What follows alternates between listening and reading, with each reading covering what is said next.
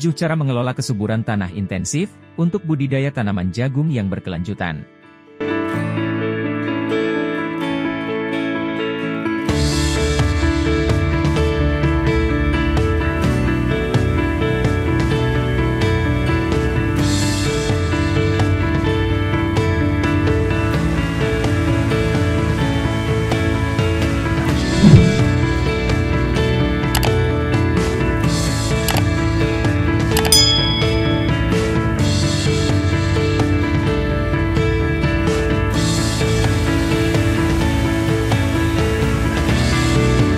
Seiring dengan peningkatan kebutuhan pipilan jagung yang sangat signifikan, telah menjadikan komoditas jagung menjadi komoditas tanaman pangan yang sangat penting.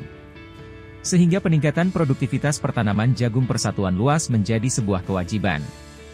Selanjutnya, untuk menjamin budidaya tanaman yang berkelanjutan pada lahan yang sama, atau lokasi penanaman jagung yang intensif, maka diperlukan teknis mengelola lahan yang tepat, agar tanah senantiasa subur dan terus mendukung pertumbuhan dan perkembangan yang maksimal bagi tanaman jagung. 7 tips perlakuan untuk tetap menjaga kesuburan tanah dalam budidaya tanaman jagung yang intensif. 1. Secara teratur lakukan pengujian tanah. Untuk mengetahui pH tanah dan tekstur tanah, ada beberapa cara untuk mendapatkan hasil uji tanah. Misalnya menggunakan pH meter, di mana kita bisa membeli di kios tani setempat, atau pada toko online.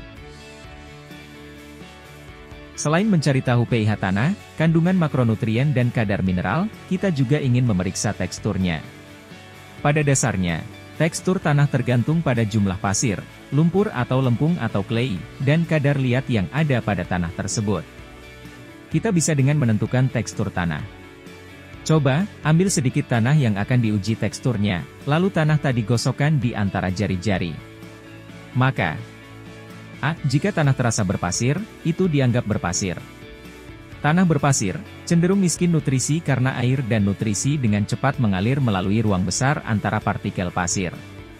Tanah-tanah ini juga cenderung rendah dalam kandungan mikroba, dan bahan organik yang bermanfaat yang tumbuh tanaman. B. Jika tanah terasa halus, dan sedikit berlumpur. Tanah yang baik, di mana komposisi pasir, liat dan lempung sesuai untuk pertumbuhan akar tanaman. Di mana tanah, telah membuat unsur hara menjadi tersedia bagi tanaman.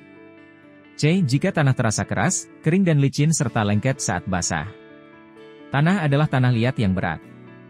Tanah liat, cukup padat, tidak mengalir dengan baik, dan cenderung keras dan retak saat kering.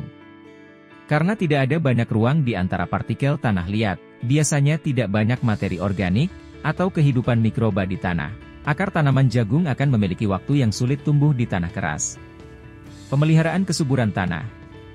Dari hasil uji tanah, maka dilakukan tindakan, sesuai perubahan yang terjadi.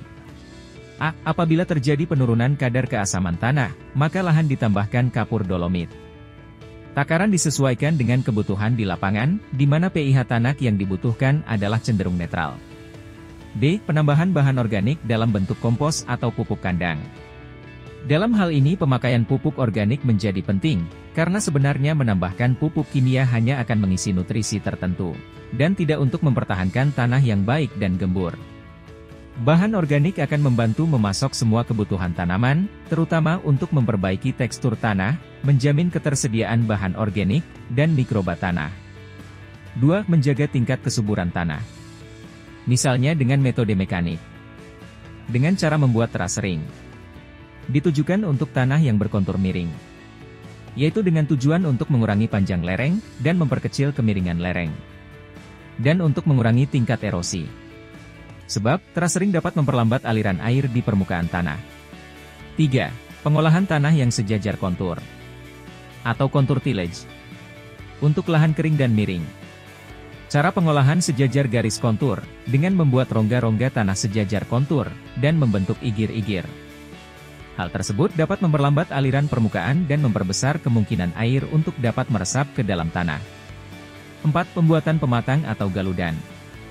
Hal ini dengan pematang seperti membuat tanggul-tanggul kecil, dan saluran sejajar garis kontur. Pematang yang dibuat tersebut berfungsi menahan laju air sehingga dapat memperbesar kemungkinan air untuk meresap ke dalam tanah. 5. Pembuatan cek dam atau bendungan kecil. bertujuan membendung aliran air permukaan. Material yang tererosi akan tertahan di parit-parit cek dam, sehingga lapisan tanah menebal dan kesuburan tanah tidak akan hilang terbawa air. 6. Penggunaan bahan kimia, sehingga dapat memperbaiki struktur tanah. Beberapa jenis bahan kimia yang sering digunakan untuk menjaga tanah ini adalah bitumen, asam humat, krilium dan soil conditioner. Keempat bahan kimia tersebut dianggap efektif dalam memperbaiki struktur tanah dan memperkuat agregat tanah. Bahan-bahan kimia tersebut juga mempunyai pengaruh jangka panjang, karena senyawa tersebut tahan terhadap dekomposisi mikroorganisme tanah.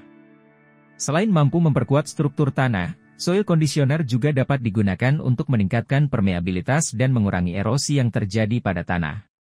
Semoga